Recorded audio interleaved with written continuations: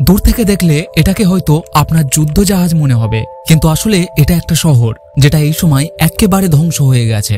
কোনো একটা সময়ই এই শহরে ৫,০০০-এর থেকেও বেশি মানুষ বসবাস করত, আর সেই হিসেবে এটা পৃথিবীর সবচেয়ে ঘনবসতিপূর্ণ শহর ছিল। এখানে বড় বড় বিল্ডিংগুলো একেবারে নষ্ট হয়ে গেছে, যার মধ্যে মানুষের ব্যবহার করা জিনিসগুলো এখনো পর্যন্ত পড়ে আছে। দেখলে মনে হবে এখানে থাকা মানুষগুলো তাদের সবকিছু এইভাবেই ফেলে রেখে পালিয়ে গেছে। এখানে স্কুল, হাসপাতাল, swimming pool, market, cinema hall, সেই সমস্ত কিছু সুবিধাই ছিল যা একটা শহরের মধ্যে থাকে। কিন্তু এই সময় এই গোটা শহরকে দেখলে একটা ভুতুড়ে শহর বলে মনে হবে। কিন্তু কেন একটা জলজ্যান্ত শহর কিভাবে ভুতুড়ে শহর হলো? এখানে থাকা হাজার হাজার মানুষ কোথায় গেল? এখানে এমন কি হয়েছিল যে জাপান সরকার ৩৫ বছর ধরে পৃথিবীর কোনো মানুষকে এই দ্বীপে ঢুকতে দেয়নি? কিন্তু এর কারণটা কি, চলুন জেনে নেওয়া যাক। জাপানের নাগাসাকি থেকে ১৫ কিলোমিটার দূরে দক্ষিণ চীন সাগরে থাকা এটা হলো হাসিমা আইল্যান্ড। যেহেতু এই আইল্যান্ডকে অনেকটা যুদ্ধজাহাজের মতো দেখতে, তাই একে ব্যাটেলশিপ আইল্যান্ডও বলা হয়।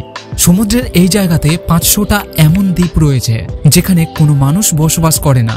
কিন্তু হাসিমা আইল্যান্ডের কাহিনী এদের থেকে অনেক আলাদা। অন্য দ্বীপগুলো যেখানে বন জঙ্গলে ভর্তি, সেখানেই হাসিমা আইল্যান্ড জলের উপরে মাথা তুলে থাকা এমন একটা দ্বীপ যেখানে গাছপালা নেই বললেই চলে। একসময় এই আইল্যান্ড গোটা জাপানের ইকোনমিকে বুস্ট করতে অনেক সাহায্য করেছিল, কারণ এখানে কয়লার মাইনিং হতো। গত ১৫০ বছরে এই দ্বীপ এলাকাতে সমুদ্রের নিচে থেকে প্রায় ১,৬৫,০০,০০০ টন কয়লা বের করা হয়েছিল, যে কয়লাটা দিয়ে গোটা ভারতবর্ষের জন্য ১ মাস বিদ্যুৎ তৈরি করা যাবে। ১৮০০ সালে হাসিমা আইল্যান্ড থেকে কিছুটা দূরে টাকাসিমা আইল্যান্ডে থাকা মানুষরা জমির উপরে ছড়িয়ে ছিটিয়ে পড়ে থাকা কয়লার খোঁজ পায়। সেই সময় তারা এটা কি কাজে ব্যবহার করা হতো সেটা জানতো না, কিন্তু একদিন কোহিতা নামের এক ব্যক্তি জানতে পারে এগুলো পোড়ানোর কাজে ব্যবহার করা হয়। আর এরপরেই টাকাসিমা আইল্যান্ডের মানুষরা জমিতে পড়ে থাকা কয়লাকে জমা করতে শুরু করে, যেটা দিয়ে তারা নিজেদের ঘরকে গরম রাখত। ১৮৫০ সালে নাগাসাকি বিরাট একটা শিপিং পোর্টে পরিণত হয়, যেখানে ইন্টারন্যাশনাল কার্গো শিপগুলো এসে দাঁড়াতো। এই সময় ব্রিটেন এবং আমেরিকা তাদের পালতোলা জাহাজগুলোতে স্টিম ইঞ্জিন লাগাতে শুরু করে, যাকে চালানোর জন্য কয়লার প্রয়োজন ছিল। এইসব জাহাজগুলো যখন নাগাসাকি পোর্টে এসে দাঁড়াতো, তখন তাদের জ্বালানির জন্য কয়লার প্রয়োজন হতো। আর এই কয়লা নাগাসাকি থেকে কিছুটা দূরে টাকাসিমা আইল্যান্ডে এলোমেলোভাবে পড়েছিল। কয়লার চাহিদা যখন বেড়ে যায়, তখন আইল্যান্ডের মানুষরা জমির নিচে থেকে কয়লা বের করতে শুরু করে। কিছু সময়ের মধ্যেই টাকাসাকি আইল্যান্ডের মাটি থেকে সমস্ত কয়লা শেষ হয়ে যায়। এরপর তারা আশেপাশের আইল্যান্ডে খোঁজ চালায়, যার মধ্যে হাসিমা আইল্যান্ডই একমাত্র দ্বীপ যাতে প্রচুর পরিমাণে কয়লা ছিল। সেই সময় পুরানো পদ্ধতিতে হাত দিয়েই কয়লা বের করা হতো, কিন্তু চাহিদা এতটাই বেশি ছিল যে পুরানো পদ্ধতিতে কয়লা বের করে যোগান দেওয়া সম্ভব ছিল না। সেই জন্যই ১৯০০ শতকে মিৎসুবিশি নামে একটা শিপিং কোম্পানি হাসিমা দ্বীপকে কিনে নেয় এবং আধুনিক পদ্ধতিতে কয়লা বের করার সিদ্ধান্ত নেয়।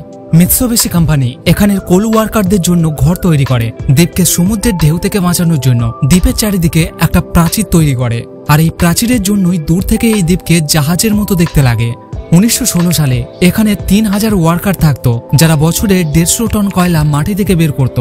হাসিমা আইল্যান্ডের আয়তন ছোট হওয়ার জন্য এখানে থাকার জায়গা খুবই কম ছিল, যে জন্য মিৎসুবিশি এখানে বড় বড় বিল্ডিং তৈরি করে, যাতে অনেক বেশি পরিমাণে ওয়ার্কার তাদের পরিবারকে নিয়ে এখানে থাকতে পারে।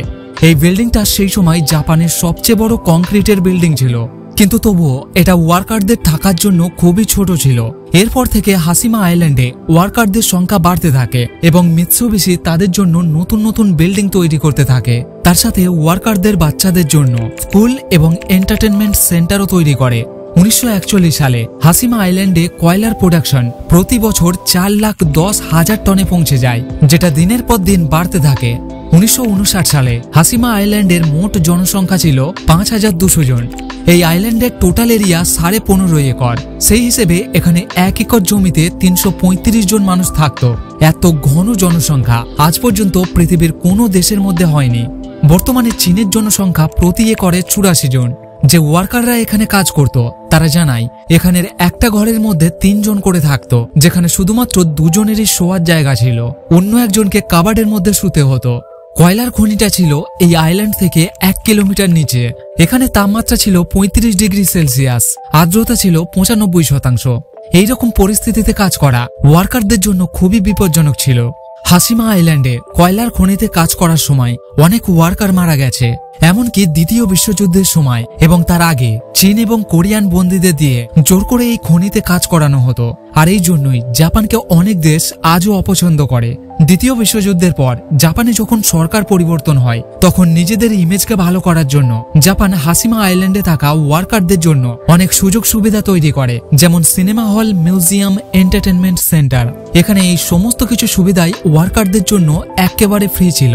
এখানে পরিষ্কার খাবার জল জাপানের মেনল্যান্ড থেকে আনা হতো। পরে জাপান থেকে হাসিমা আইল্যান্ড পর্যন্ত জলের পাইপ বেচানো হয়। 1960 সালে হাসিমা আইল্যান্ড জাপানের ইকোনমিকে অনেক উপরে পৌঁছে দেয়, কিন্তু এই সময় থেকেই গোটা পৃথিবীতে স্টিম ইঞ্জিনের ব্যবহার কমতে শুরু করে এবং কয়লার বদলে তেলের ব্যবহার শুরু হয়। এরপর ইন্টারন্যাশনাল মার্কেটেও কয়লার চাহিদা কমে যায়। ধীরে ধীরে কয়লার খনিগুলো বন্ধ হতে শুরু করে। হাসিমা আইল্যান্ডের খনি থেকে কয়লা বের করা এমনিতেই কঠিন কাজ ছিল, কারণ এটা জাপানের মেনল্যান্ড থেকে আলাদা ছিল। তাছাড়া দক্ষিণ চীন সাগরে প্রায় সুনামি এবং ঝড় হতো। মিৎসুবিশি দ্বীপের চারিদিকে দেওয়াল তো বানিয়েছিল, কিন্তু সমুদ্রের ঢেউ এবং ঝড়ের জন্য প্রায়ই এই দেওয়াল ভেঙে যেত, যেজন্য এটাকে রিপেয়ার করতে বাড়তি টাকা খরচ হতো। আর এইসব সমস্যার জন্য হাসিমা কোল মাইনে প্রচুর লস হচ্ছিল। 1970 সালে মিৎসুবিশি কোম্পানি 2000 ওয়ার্কারকে চাকরি থেকে বাদ দিয়ে দেয়। এরপর 15 জানুয়ারি 1974 সালে হাসিমা কোলমাইনকেও একেবারের জন্য বন্ধ করে দেয়, যেজন্য হাজার হাজার ওয়ার্কার তাদের চাকরি হারিয়ে হাসিমা আইল্যান্ডকে ছেড়ে চলে আসে। বর্তমান সময়ে চীন সাগরের উপরে এই দ্বীপকে একটা ধ্বংসস্তূপের মতো দেখতে লাগে। জাপান সরকার অনেক বছর ধরে এই আইল্যান্ডকে সিল করে রেখেছিল। জোর করে কেউ ঢোকার চেষ্টা করলে তাকে কঠিন শাস্তি দেওয়া হতো।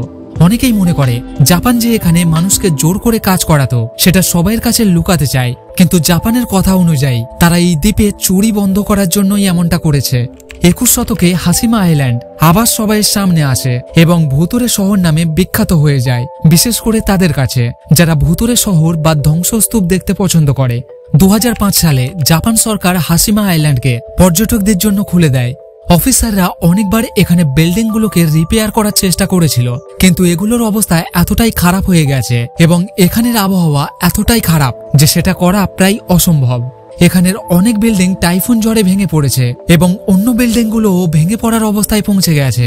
দ্বীপের সামান্য অংশকেই রিপেয়ার করা হয়েছে, আর পর্যটকদেরও এইখান পর্যন্ত যাওয়ারই অনুমতি আছে।